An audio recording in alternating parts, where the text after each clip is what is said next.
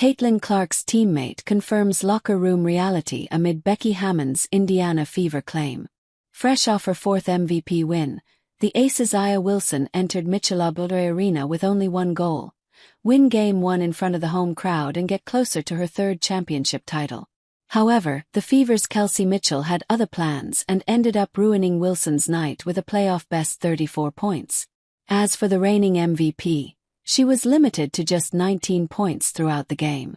While Wilson's poor game was one of the biggest contributors to this loss, according to Becky Hammon, there was something even more serious, which made it almost impossible for them to win. After leading the Fever's ball-handling duties in yet another high-stakes game, Odyssey Sims, who also posted 17 points for Caitlin Clark's team, confirmed Hammon's claims. During her post-game media availability, Sims said, "I think we're one of the toughest teams to guard when we play at a pace with a higher level. Coach talks to me about that all the time. Making sure we're getting downhill, but also it's not just the pace. When you come off more aggressive, it's hard to stop." Throughout the season, the Indiana Fever remained the fifth team in the league.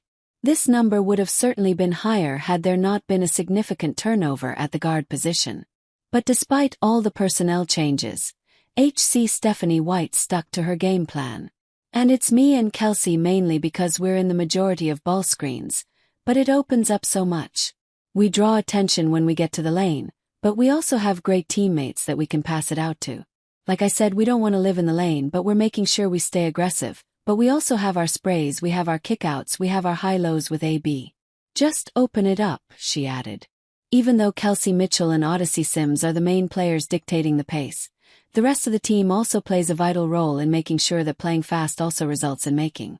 As evident in the game against the Aces, the Fever made it a point to take the ball to the basket. 76.5% of their field goals were from inside the three-point line, a clear sign of them beating the Aces' defense and getting open lanes. And when they aren't able to find open lanes, they make sure to find an open teammate. Even Aaliyah Boston, who's not known for her passing, ended the season with 3.7 assists per game. This emphasis on playing a fast offense was on full display last night. The Indiana Fever ended the game with 15 fast break points. They were also able to capitalize on Aces' turnovers and scored 13 points off of them. Kelsey scored 11 of these. Speaking to the media after the game, the Aces head coach said, "Fever won all three categories, and they played with a greater sense of urgency. Clearly we had no answers for Kelsey Mitchell. Couldn't even attempt to slow her down a little bit. I thought it was poor, really poor. She had a hot night, and we let her get going." And a hot night she had indeed. On her way to leading the Fever to victory, Mitchell also became the first Fever player to score 30-plus points in a playoff game since 2012.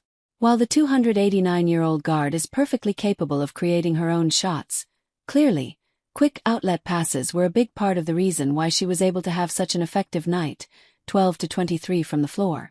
But while we have seen the advantages of Indiana Fever's style of playing with pace, why exactly do they do it?